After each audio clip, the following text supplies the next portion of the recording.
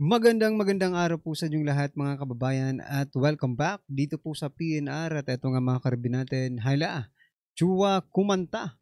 Grabe, masyado ng garapala.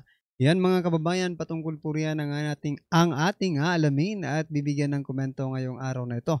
Pero bago pong lahat, kung bago ka pa lang at di pa po nakapag-subscribe sa ating, please don't forget to subscribe at palike na rin po ng video ito. Maraming salamat po at eto na nga, simulan na po na. Sawala ang bayan ko sa magnanakaw na tao.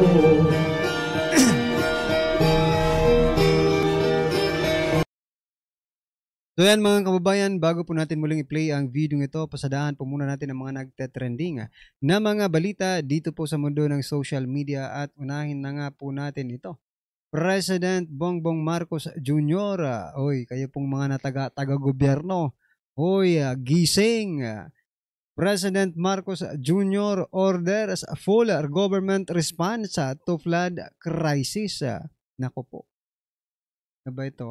Kailangan pa bang utusan kayo ng ating Presidente Bongbong Marcos Jr.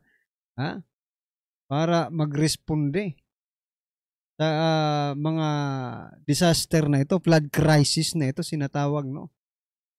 Huwag kayong patulog-tulog, Diyos ko po. Tularan nyo po si President Bongbong Marcos Jr. laging gising. Anyway, mga kababayan, what I'm trying to point out kung bakit ko po ito pinakita sa inyo, kasi mga kababayan, di ba dapat automatic na po yan pag may flood, pag may bagyo, kailangan re-responde na yung mga LGU natin. Huwag na kayong patulog-tulog pa. Naku, baha na po dyan. Tingnan nyo yung nasa likod ni President Bongbong Marcos Jr. Binabaha na po kayo dyan. At speaking of baha, eto mga kababayan, may post po dito. Si Sir Jay Sonsa. Naku, ito po ang sabi dito. Jason sa question sa BBM multi-billion flood control projects. Sabi po dito na Sir Jason sa Greater Manila area is underwater now.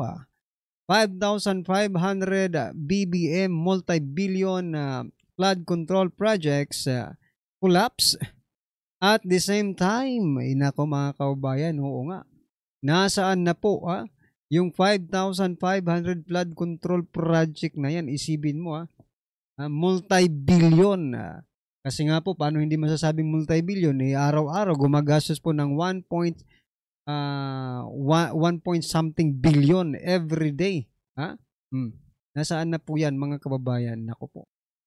Di kaya lugi na naman po ang taong bayan dito. Nako.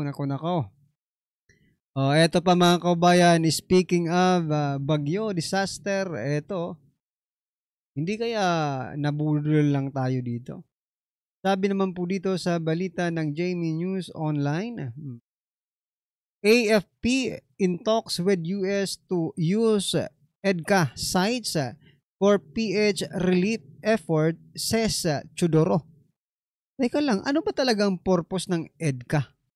Mga kababayan, sabi kasi noon, disaster response, para madaling makaresponde ang mga itong mga puting ito, di ba?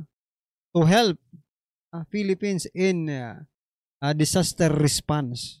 Pero bakit ngayon, mga kababayan, bakit kailangan pa silang, tulungan nyo naman kami dito, binabaha na kami. Nako. Ibig sabihin ba nito, ano ba talagang purpose nila dito? Baka hindi disaster response, mga kababayan. Okay? Baka iba na po ang kanilang tawag dito, iba na po ang kanilang hangarin. Dito po sa, pinarami pa ni President Bongbong Marcos Jr. para mas madali daw ang disaster response. Pero ngayon, kailangan pa natin magpaalam. Siyempre, kailangan magpaalam. Mga kaibigan yan. Mga kaibigan nila yan. Okay?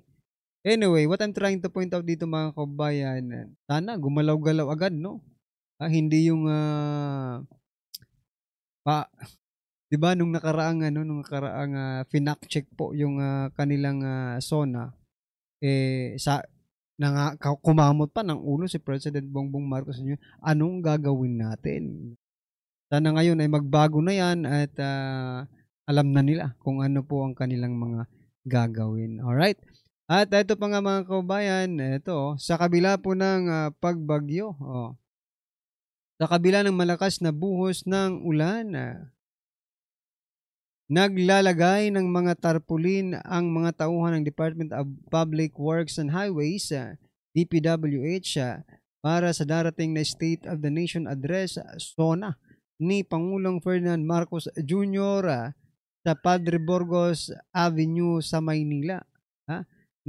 Yan mga kababayan, nakatakdang ihatid ni PBBM ang kanyang ika-4 na SONA sa July 28, 2025. Yan sa kabila po ng bagyong nararanasan ngayon dyan sa Luzon, eto, busy po ang ating mga kawani ng DPWH para maglagay ng mga tarpaulin ni President Bongbong Marcos Jr. Bahala na kayo dyan, bahala na kayong malamigan, bahala na kayong makipagsapalaran, basta importante maisabit yung tarpaulin na yan para sa SONA ni President Bongbong Marcos Jr. Yan Diba? Busy po yung department. Busy po sila sa paglalagay po ng mga tarpaulin. Ano po ang inyong masasabi dyan mga kababayan? I-comment nyo na lang. At eto. Speaking of SONA mga kababayan, sabi po naman ni Torre, pwedeng arestuhin ang magsusunod ng effigy sa SONA ayon kay General Torre. Hindi umano environmentally friendly ang pagsusunog ng effigy sa SONA. Pero ang magsunog ng illegal na droga ay pwede. Diba sinunog nila yung illegal na Anyway, baka safe naman yun. Okay? Ayon po sa DENR, kaya kailangan daw po, ito ay paglabag sa environmental law na dapat kunan ng permit sa DENR. So kayong magsusunog ng mga litrato, malalaking rebulto or something na, di ba? Mga kalok-alike ni President Bongbong Marcos Jr. Ay makumuha po kayo ng permit dito po sa DENR. Baka naman, po ito talagang iniisip ko ito palagi mga kababayan. Baka naman ito, SONA po ito ni President Bongbong Marcos Jr. Baka yung sunugin yung effigy dyan ay kaya former President Duterte. Mahahalata na kayo nito. Mahahalata na kayong mga bayaran kapag yun pa ang ginawa ninyo. Kasi minsan ganun ang nangyayari. SONA ni President Bongbong Marcos Jr. pero yung sinusunog na kaya former President Duterte, di ba? Nakakahiya naman. Ito pa mga kababayan, ito talagang House of Representative. Ito po, House to Court, impeachment is legal. Sila patuloy itong, ito, basahin ko muna. Mula po sa The Manila Times, 3 hours ago, the House of Representatives has assured the Supreme Court that it strictly followed constitutional procedures in processing the impeachment complaints against Vice President Sara Duterte. Sinabihan po ng House of Representatives ang Korte Suprema na legal ang impeachment. Kaya nga mga kababayan, decline to answer, yung hinihingi na kasagutan ng Korte Suprema. Parang ang House of Representatives na ang Korte Suprema. Mga kababayan, ano po ang inyong masasabi dito? Mukhang naghahari-harian. Ang House of Representatives, mga karibin natin. Naghahari-harian. Isipin mo, Korte Suprema na po ang nag-utos sa kanila na ito ang gawin ninyo. Magpasa kayo ng mga dokumentong ito. Kasi nakikita namin mukhang illegal. Wala namang ganung sinabi. Pero syempre, hindi ka naman ipapakomply kung walang doubt. Diba? reasonable doubt, di ba? Doon po sa inyong ginagawa. Kaya nga parang sila na po ang umaastang makapangyarihan talaga sila. Okay? Anyway, ano po ang inyong masasabi dyan? I-comment mo na lang mga karibin natin. At ito, pasadahan po natin, last po nating bibigyan ng komento bago po natin i-play yung video ay ito. Ito naman po si Princess Abante. Sabi po dito, ang statement ni BP Sara ay base sa Marites. Ang kaso sa ICC ay ayon sa ebidensya. Okay, idiniin ni House Speaker, idiniin ni HOR spokesperson Princess Abante na ang pahayag ni Vice President Sara Duterte ay base lamang sa marites o chismes. Anya, ang kaso ni former President Duterte sa ICC ay base sa ebidensya. Ako, talagang naniniwala po kay Vice President, mga kaubayan, na chismis lang ito. Bakit? Kung talagang totoong may malakas ang ebidensya nila, diba? Hindi mo na kailangan papuntahin pa sa ibang bansa. Dito mismo sa ating bansa. No? O dito mismo. Pwede nilang litisin.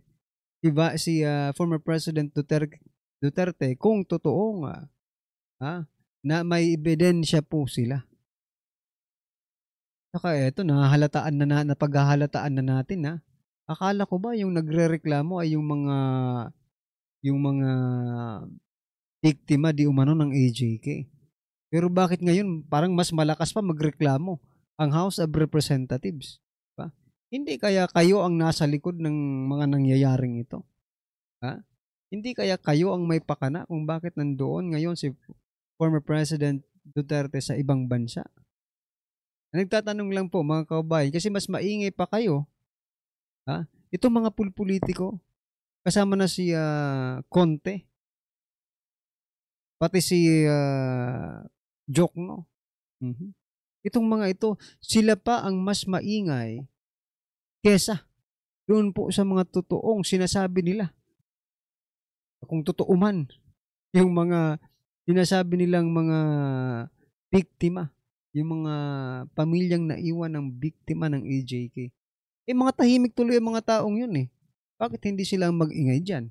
Para mas marinig ng taong bayan ang kanilang mga boses. Pero ang mas maingay patuloy, pag hindi si Jokno, si Risa Hontiveros, di ba? Ito mga politikong ito, sila patuloy ang mas maingay.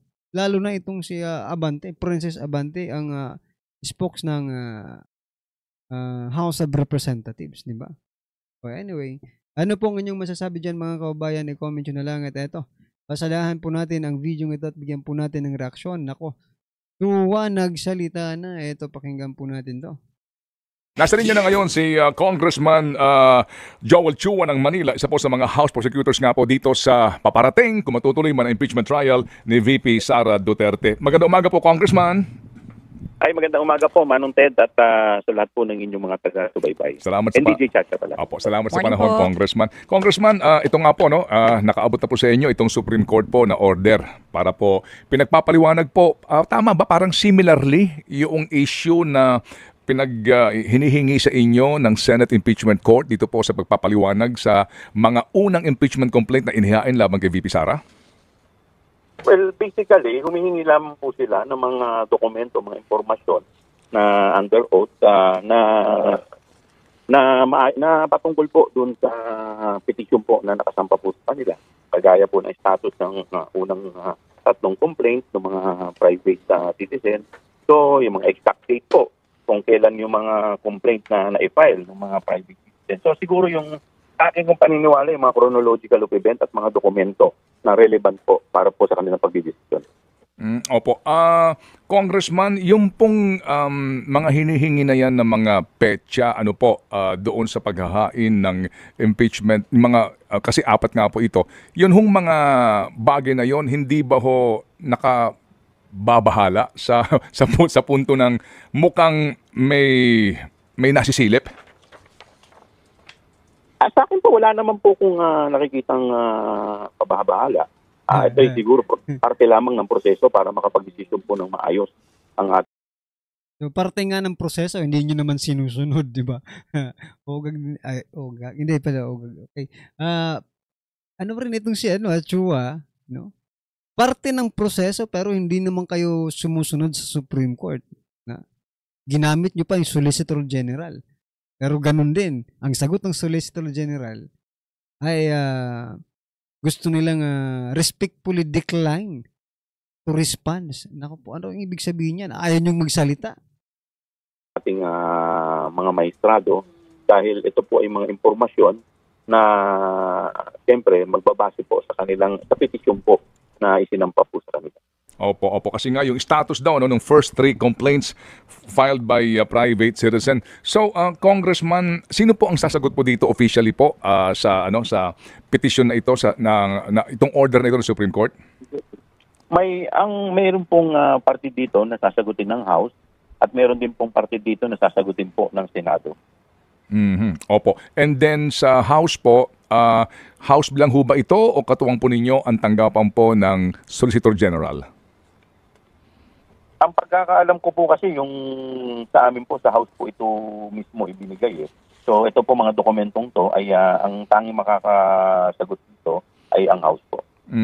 Opo. At dito po sir sa isyong ito, I hope you don't mind me asking kasi ang pinag-uusapan nga po dito ay yung pong inihain na una ng mga impeachment complaint. Hindi po ba, kung magugunita natin Congressman, bago po itong 4th impeachment complaint na dumaan nga po doon sa mas mabilis na proseso, no? Yung kinakailangan pong 2/3 po lamang ng boto, kaya po naidiretso na po ito as articles of impeachment, hindi na po dumaan sa hearing ng Committee on Justice kasi nga po ito na po yung kumbaga fastest mode na legal naman. Yung pong tatlo, na hinihingi nga po ng exact dates na ito, ano ba ang rule ng House kapag po tinanggap ng SecGen yung pong impeachment complaint either coming from a member of Congress, verified complaint, or a private citizen pero po meron siyang endorsement ng congressman?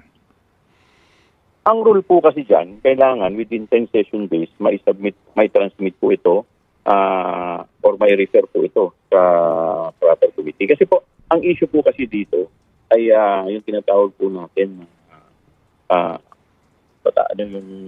yung ginagamit nilang words kasi na yung sa 10 session days. Dito naman po kasi sa amin pong meron po kasi tayong tinatawag na session number 1, session number 2. So dito po sa atin, pumapasok po siya sa 10 session days. So session number 26 yata or 27 at nung na-transmit po ito ay session number 37. So kung hindi po ako nagkakamali. So kaya po dito po sa tinatawag natin 10 session days, ito po ay pas. Opo. Actually, sir, hindi ba yung pong tatlong impeachment complaint na iyon, hindi naman sila nai-refer ba sila sa Office of the Speaker ni SecGen?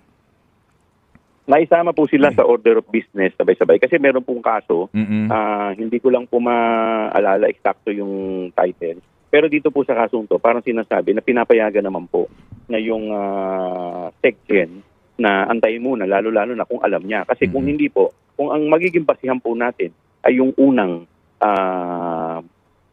filing ng impeachment complaint, ay ang mangyayari po yan, unahan na lang po.